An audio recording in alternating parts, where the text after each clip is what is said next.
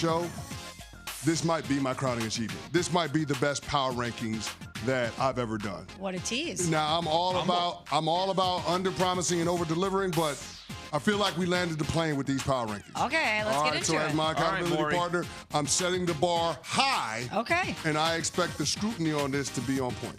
I will judge you. All right. My white wig is on. The robes are ready. The gavel is here. Let's go. Never had any problem judging. No. Can you really under-promise and over-deliver if you set it up like that? Yeah, you can. Okay, we'll see. Yeah, it's pretty good. Checking in at number 5. Number 5. Tyrese Halliburton. Hallelujah. Let's go. The Indiana Pacers in the conference finals, having back-to-back trips to the conference finals. There's something to be said about what Tyrese Halliburton has done this postseason. When we start talking about the clutch players around the NBA, especially in the playoffs, Tyrese Halliburton has been right there with Jalen Brunson in terms of the guys that step up the most. I'm a big believer in competitive greatness, being at your best when your best is required. Tyrese Halliburton has certainly done that in the series against the Cavs. You're talking about this guy being down double digits several times in the second half of those games and finding a way to get his team on the winning side of it, dispatching of the team that had the best record in the Eastern Conference like it was nobody's business. The Pacers were in firm control of that series, and they left no doubt. Now, here's the thing. Indiana is the only team remaining that has a head coach with championship pedigree in Rick Carlisle, so I think that matters. And Tyrese Halliburton absolutely has to take advantage of it. They have all the requisite pieces. They've got Pascal Siakam, who's got championship DNA. They got a big man that can stretch the floor, that can also rim protect. They've got a lot of those twitchy 3-and-D guys. They've got guys in the backcourt that can help shoulder the load from him, but he has absolutely got to be the catalyst, and he has been so far this postseason. Indiana has been by far and away the best offense in the playoffs, and Tyrese Halliburton is a big part of why. But now I need him to do that on this stage when the lights are brightest and the pressure is the greatest. Tyrese Halliburton checking in at number 5. I'm glad he's on the list. I'm glad he's low on the list because everything you just said is true, yet I think most people out there have them 4th when they're prognosticating who they think could win this. Okay. So pressure on him, but not as much pressure as potentially other people. Evan?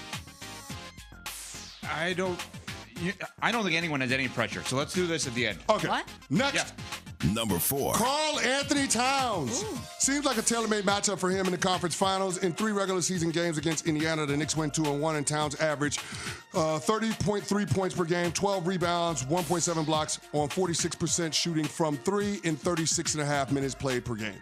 This postseason has been a mixed bag for Towns. A couple of good games sprinkled in with a lot of no-shows. All his postseason averages are down from the regular season despite playing more minutes. The number 1 overall pick in his preferred place to play without the pressure of being the number 1 guy, he absolutely has to deliver. Keep in mind, the Knicks got rid of all NBA player Julius Randle and Nova Nick Dante DiVincenzo in order to get Towns.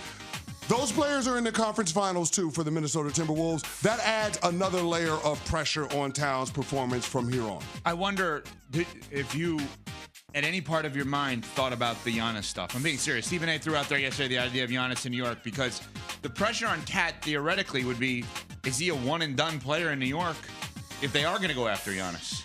Because wouldn't an incoming team like the Bucks want a guy like Karl Anthony Towns? Just throwing that out there. The pressure is to stay, win and stay in some ways with Cat. Mm-hmm. Next. Number 3. Front office basketball czar Sam Presti from the Oklahoma City Thunder. We've been here before. Supremely talented team with an MVP caliber talent just entering their prime. The team gets to the championship rounds ahead of schedule, only to lose as a prelude to breaking up the band. Nearly 2 decades later, as the top executive for the Sonics and the Thunder, and only 1 trip to the NBA Finals, 4 top 5 picks during his tenure, and 3 MVPs over the last decade, and not a lot of high-level winning to show for it. Since KD won his MVP in 2014, OKC has a grand total of 5 playoff series wins, including 2 this postseason. When are all of the draft picks and the savvy trades going to lead to a title? Sam Presti, we're waiting. 5 postseason wins, including 2 this year? 5 postseason series wins, that's what I meant. Correct. Including 2 this year. Yeah, since KD won his MVP in 2014. That is correct. That is shocking. Yeah. For as dominant as they have been, you would expect more. Sam Presti got a great reputation. Great reputation. Wow. Hadn't won a title. We're waiting. He's the better version of Daryl Morey and the same result so far. So far, you're right. You're absolutely right. He has not won a title, and at some point, proof of concept has to pay off relative to rings, not collection of great players. He's been the guy for 18 years. Wow. 18 years. We forget how long it's been. That's crazy. I mean, people have had children and graduated them from high school. They're in college now. No titles to speak of. Plenty of MVPs. But anyway, I digress. Next. Number 2. Anthony Edwards. There he is. Last postseason, he beat KD and Jokic. This postseason, he beat LeBron, Luka, and the Warriors. That all has to mean something, and the only way the path matters is if he wins a title. For the better part of a year, we've pointed to him as the potential face of the league post-LeBron James. He has the charisma, he has the game to be just that, but he has to pull it all together. The Wolves went out with a whimper in the conference finals against Dallas last season, losing in 5. This time around, Ant will be head-to-head with the league MVP in SGA while trying to beat the team with the best record in the NBA. If there was ever going to be a coronation of a new king, it's this series for Ant-Man. It's time. It's time for him. We know he's capable of it. So many people want him to ascend to that level. You have to get to the finals. You have to win finals. And this is a big step for him. This is a chance for him to prove that he is who everybody thinks he can be. All right. There can only be one number 1. Number 1. Tom Thibodeau. Oh. The coach that I'm always trying to fire along with Nick Sirianni. Tom Thibodeau, always a bridesmaid, never the bride. He's that person in a relationship that gets you through a rough patch, cleans you up, and makes you better, only to get canned in lieu of someone more attractive because you've leveled up. Oh. When Tibbs was hired, no one thought he would get the Knicks to the NBA Finals. How could you? The furthest he's ever gone in the playoffs is the conference finals once upon a time, a decade and a half ago with the Chicago Bulls. After a second-round ceiling in back-to-back postseasons, the front office went out and traded a total of 6 first-round draft picks along with other assets to get Mikal Bridges and Karl Anthony Towns. That wasn't just about beating the Boston Celtics. It was about a title, the very definition of win now moves. No Giannis, no LeBron, no Luka, no Jokic, no Tatum to contend with in the championship rounds. It feels like Tibbs has got to get this done for New York. Wow. A couple names on here, Cece, that I think are missing. Yeah, so that's the list. Those are the Canty Power Rankings, top 5 people under the most pressure to win the NBA Finals. Number 1, Coach Tom Thibodeau. Number 2, Anthony Edwards. Number 3, front office executive Sam Presti with the Oklahoma City Thunder. Number 4, Karl Anthony Towns. Number 5, Tyrese Halliburton. Smalls, you are my accountability partner. Any objections, any omissions? I have one objection, one big omission. How is SGA not on this list? He's the presumptive MVP. His team was the best team in the NBA. They were 68-14 this year. They are the runaway favorites from Vegas to win this entire thing. Why is he not on the list? Thought about SGA. Felt like Sam Presti was more pressing. But in the wake of this, if Oklahoma City loses, we're not going to be relitigating Sam Presti and the job he did. We're going to be talking about SGA. No, if Oklahoma City loses, we will be talking about what Sam Presti needs to do with all of those draft picks and the current players on this roster, who he needs to trade to go after Giannis. So to me, he is firmly in the crosshairs. SGA winning MVP, outstanding season. They've taken that next step, incremental improvement. I'm a big believer in that. But it will be the front office that's tasked with being able to get this team over the hump. That's why I say there's more pressure on Sam Presti to be right about holding on to those draft picks, holding on to all of these young players in order to compete and win a championship. Only problem is he's done that before, and it didn't work out. Evan?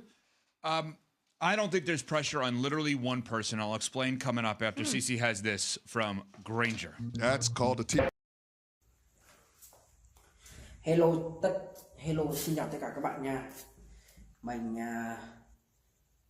sẽ giới thiệu cho các bạn về kênh của mình và những video của mình cho các bạn biết được là kênh của mình làm video sáng tạo nội dung về chủ đề gì.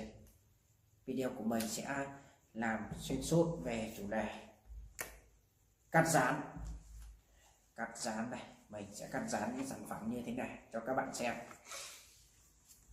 Đây là những sản phẩm mình đã hoàn thiện rồi. Sẽ giới thiệu sơ qua cho các bạn xem những sản phẩm của mình và cách của mình tạo ra những sản phẩm như thế nào.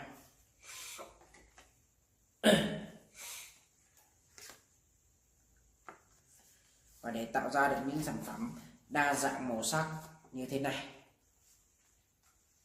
và như thế này thì mình sẽ cần những dụng cụ như sau. những dụng cụ phụ bổ trợ như là đây là giấy thủ công màu các bạn. Trước mặt bên tay phải của mình đây là giấy thủ công màu, nó có đa dạng những màu sắc, để tạo ra những sản phẩm tuyệt đẹp cho các bạn xem. Đấy. Có giấy màu xanh dương này, giấy màu cam này các bạn này, giấy màu đỏ này, giấy màu vàng này, còn đây là giấy màu xanh lá cây. Đấy. Và trong quá trình tạo ra những sản phẩm của mình cần những dụng cụ như là bút dạ này, kéo cắt thì để dùng để cắt, bút dạ thì để dùng để tạo hình những sản phẩm. Còn đây là hồ dán các bạn ạ. Hồ dán thì mình sẽ dán những sản phẩm từ một chi tiết này sang chi tiết khác, từ màu sắc này sang màu sắc khác cho các bạn. Còn đây sau của mình đây là chiếc chân kẹp điện thoại này. Chân kẹp điện thoại thì phải có điện thoại. Còn đây là đèn hỗ trợ ánh sáng của mình các bạn ạ. Đèn hỗ trợ ánh sáng để giúp cho video của mình sáng hơn, để cho các bạn xem đẹp hơn. Cái nồi của mình đây, lò chiên đây, máy in. Trước mặt của mình rất nhiều sản phẩm. Và kênh của mình thì cũng đã đạt được nút bạc của YouTube rồi các bạn này. Sau nhiều năm nỗ lực của mình đã đạt được thành quả là chiếc nút bạc các bạn này. Đây là những sản phẩm tiêu biểu của mình rồi. Mình đã làm rất nhiều sản phẩm rồi. Que kem này, que kem đẹp. Con cá này các bạn này, các bạn thấy những sản phẩm của mình còn lưu trữ rất nhiều này. Đấy.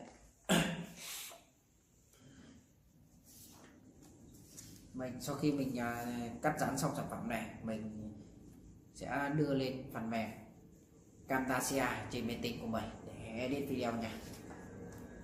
Mình sẽ edit video để sau khi xong thì mình sẽ